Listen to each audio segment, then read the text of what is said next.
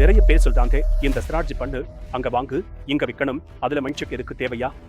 ஆனா பண்ணுற லாபம் நஷ்டம் கையில இருக்கு. எவ்வளவு நஷ்டம் பண்றோம்னு முடிவு பண்ணலாம். ஆனா எவ்வளவு லாபம் பண்றோம்னு கையில இல்ல. ஆலோசனை என்னிடம் கேட்கிறாங்க. ஆனா கேட்கிற மாதிரி பண்ண மாட்டாங்க. ஒருத்தர் எனக்கு சொன்னார், நீ நீண்ட ஓட்டம் ஓடுற குதிரை மாதிரி ஸ்டாக் மார்க்கெட்டில் இருக்கணும்னா நான் உனக்கு ஒரு குறு மந்திரம் சொல்றேன்.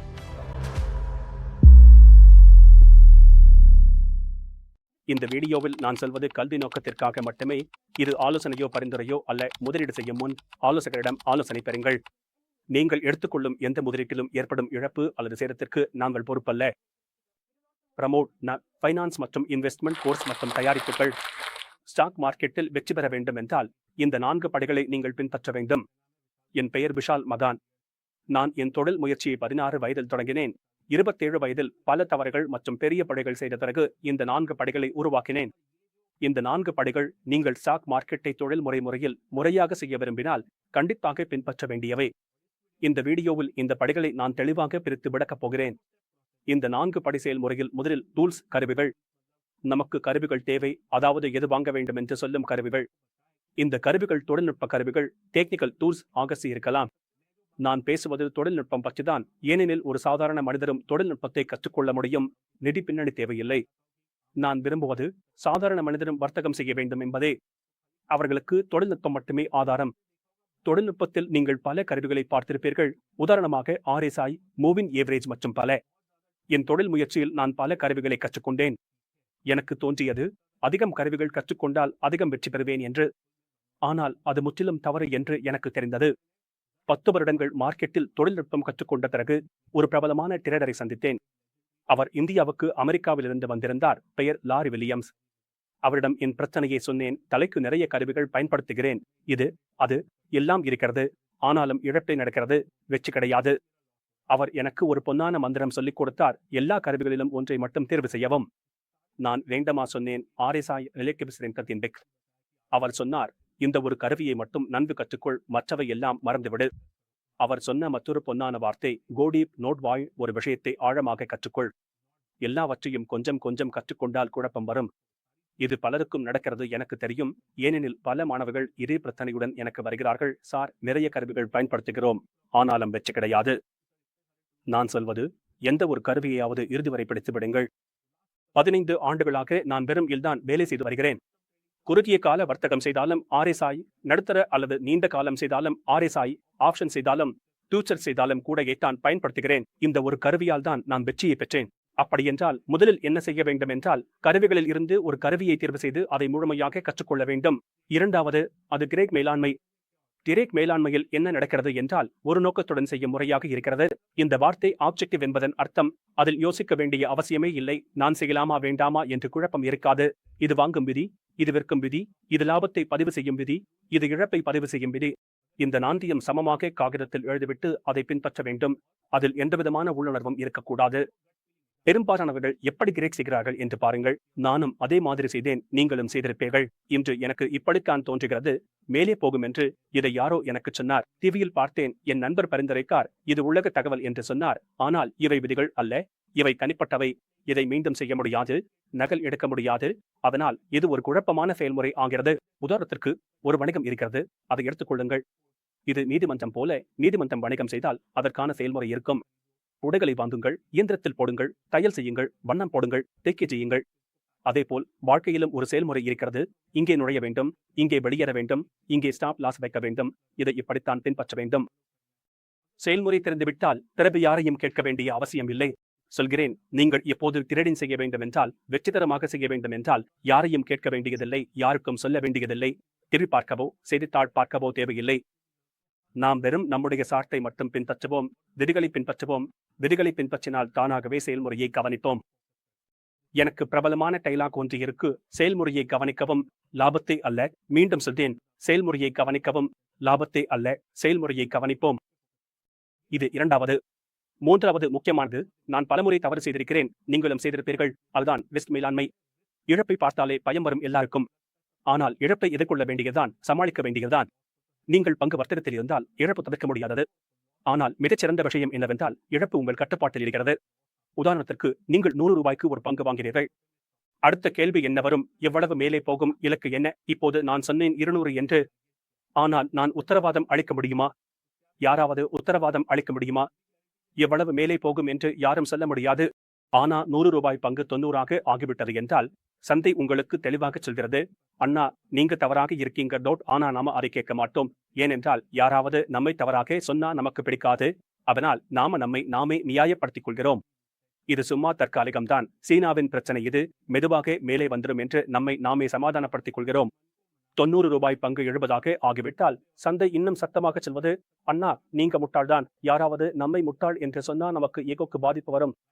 என்னை முட்டாள் என்று சொல்தானே பாரு, என்கிட்ட என்ன ஐடியா இருக்கு, நான் இன்னும் வாங்குவேன், சராசரி பண்ணுவேன் என்று நினைக்கிறோம். நீங்க இப்படி செய்வீர்களா? நானும் செய்திருக்கேன். இப்போ 70 மைனஸுக்கு வாங்கினீங்கன்னா மார்க்கெட்டுக்கு உங்க சராசரி விலை தெரியுமா? தெரியாது. அது இன்னும் கீழே போகலாம். ஆனா நீங்க என்ன சொல்றீங்க, நான் லாங் டெர்ம் இன்வெஸ்டர் தானே. இப்படித்தான் பெரும்பாலானவர்கள் லாங் டெர்ம் இன்வெஸ்டர் ஆகிறாங்க. வாங்கினோம், மேல போனா லாபம் எடுத்து விடுவோம், கீழே போனா பிடிச்சுக்கிட்டு இருப்போம். இப்போ இதில் நீங்க சொல்லுங்க, மார்க்கெட்டுக்கு என்ன தவறு இருக்கு? தவறு யாருடையது? உங்க மனநிலையில்தான்.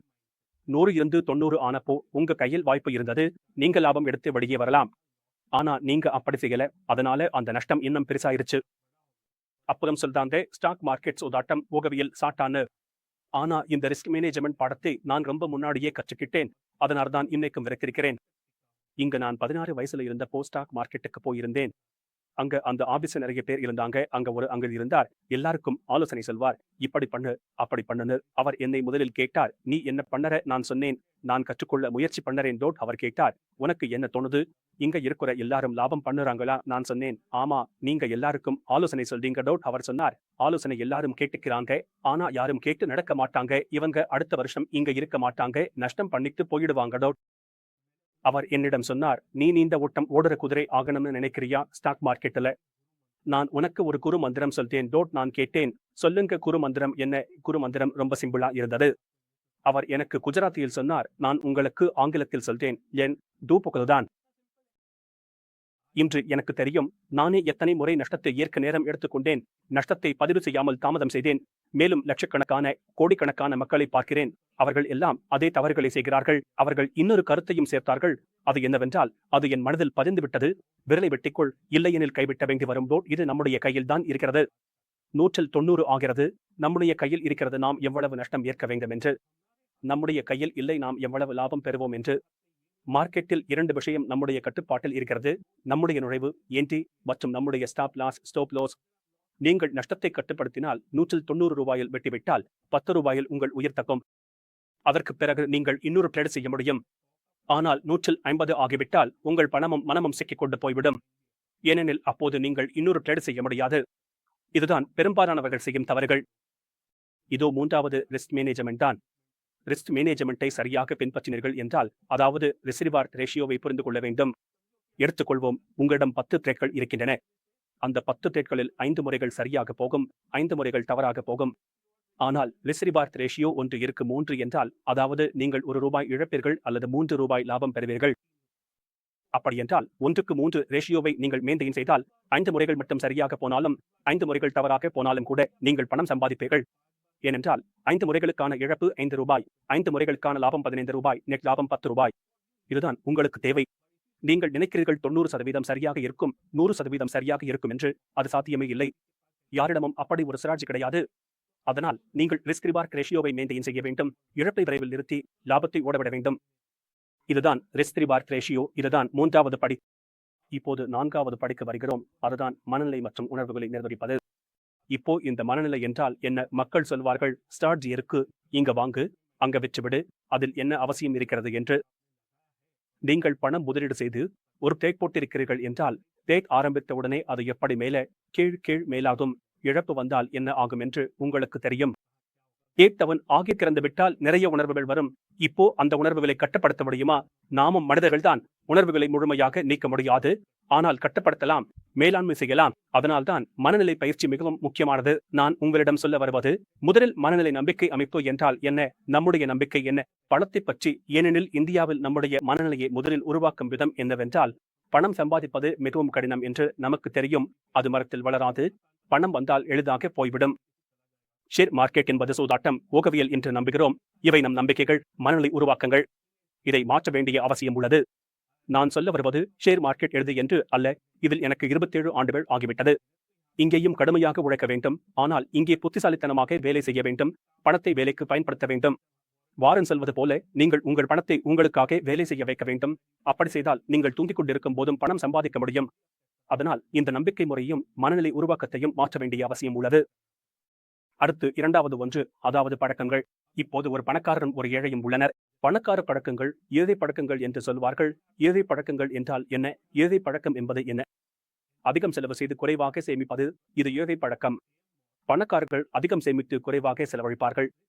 ஏழை மக்கள் பொழுதுபோக்கில் செலவழிப்பார்கள். பணக்காரர்கள் கல்வியில் செலவழிப்பார்கள். நீங்கள் 1 மணி நேரம் நெட்ஃபிளிக்ஸ் பார்ப்பீர்கள். ஆனால் 1 மணி நேரம் படிப்பதற்கான வீடியோ, ஸ்டாக் மார்க்கெட் பற்றிய வீடியோ என்றால் அது ரொம்ப நீளமாக இருக்கிறது என்று நினைப்பீர்கள். இதுதான் பழக்கங்களில் பெரிய வித்தியாசம் பணக்காரரும் ஏழையும் இடையே. இந்த பழக்கங்களை மாற்றினால் நீங்கள் பணக்காரராக மாறலாம். இதுதான் பழக்கங்கள் பற்றியது. மூன்றாவது, ஒரு சமூகம் வேண்டும், அதாவது சர்க்கிள் ஆப் ஜீனியஸ் என்று சொல்வார்கள். இம்ரானின் ஒரு மேற்கோள் உள்ளது. நீங்கள் உங்கள் நேரத்தை செலவழிக்கும் 5 பேரின் சராசரி டோட் இது உடல் நலம், மகிழ்ச்சி ஆகியவற்றிலும் பொருந்தும். நீங்கள் ஸ்டாக் மார்க்கெட்டில் ஒரு கரியர் உருவாக்க வேண்டும், பணம் சம்பாதிக்க வேண்டும் என்றால் உங்கள் சுற்றிலும் இருக்கும் சிலர் உங்களை தடை செய்யலாம். அது சூதாட்டம்தான் என்று சொல்வார்கள். அதனால் உங்களை ஊக்குவிக்கும், உங்களை முன்னேற்றும் ஒரு சமூகம், ஒரு குழு வேண்டும். அடுத்ததாக உங்களுக்கு தெளிவும் வேண்டும். நான் என் பணம் சம்பாதிக்க வேண்டும் என்று.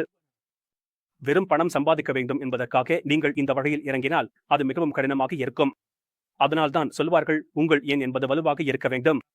உங்கள் காரணம் வலுவாக இருந்தால்தான் நீங்கள் பணம் சம்பாதிக்க முடியும். எனது காரணம் என்னவென்றால், நான் ஒரு நல்ல வாழ்க்கை முறையுடன் சுதந்திரமான வாழ்க்கை வாழ வேண்டும். என் குழந்தைகளுக்கு நேரம் கொடுக்க வேண்டும். என் மனைவிக்கு நேரம் கொடுக்க வேண்டும். வெளியே சுற்றி பார்க்க வேண்டும். அதே சமயம் பணமும் சம்பாதிக்க வேண்டும். என் பெற்றோருக்கு சிறந்த மருத்துவ சிகிச்சை வழங்க வேண்டும். என் குழந்தைகளுக்கு சிறந்த கல்வி வழங்க வேண்டும். இதுதான் என் பணம் சம்பாதிப்பதற்கான காரணம். உங்கள் காரணம் வலுவாக இருக்கும் போது வேலை செய்வது எளிதாகிவிடும். எப்படி சொல்வார்கள், உங்கள் எண் என்பது எப்படி என்பதை விட வலுவாக இருந்தால் எல்லாம் சுலபமாகிவிடும். உங்கள் தெளிவும் கிடைக்கும். மனநிலைப்படி மிகவும் முக்கியமானது. நீங்கள் பார்ப்பீர்கள், இந்த 4 படிகள். முதலில் எந்த பங்கினை வாங்க வேண்டும் என்று அடையாளம் காணுங்கள். பிறகு எங்கே வாங்க வேண்டும், எங்கே விற்க வேண்டும் பாருங்கள். இது வர்த்தக மேலாண்மை. எவ்வளவு வாங்க வேண்டும், இழப்பை எங்கே பதிவு செய்ய வேண்டும் பாருங்கள். இது அபாய மேலாண்மை. 4வது முக்கியமானது மன மேலாண்மை, உணர்ச்சி மேலாண்மை. இந்த 4 படிகளையும் நீங்கள் நன்றாக பின்பற்றினால் நீங்கள் பங்கு சந்தையில் ஒரு வெற்றிகரமான ட்ரேடர் அல்லது முதலீட்டாளர் ஆகலாம். இதுதான் என் பங்கு சந்தையில் வெற்றிகரமான ட்ரேடராக மாற 4 படிகள் என்ற கருத்து. நம்புகிறேன் நீங்கள் ரசித்திருப்பீர்கள். இதிலிருந்து நீங்கள் ஏதேனும் கற்றுக்கொண்டதாக நினைத்தால் கீழே கருத்தில் உங்கள் முக்கியமான தருணம் என்ன என்பதை எழுதுங்கள். அடுத்த வீடியோவில் சந்திப்போம். அதுவரை வாழ்த்துக்கள். சென்று ட்ரேட் செய்யுங்கள்.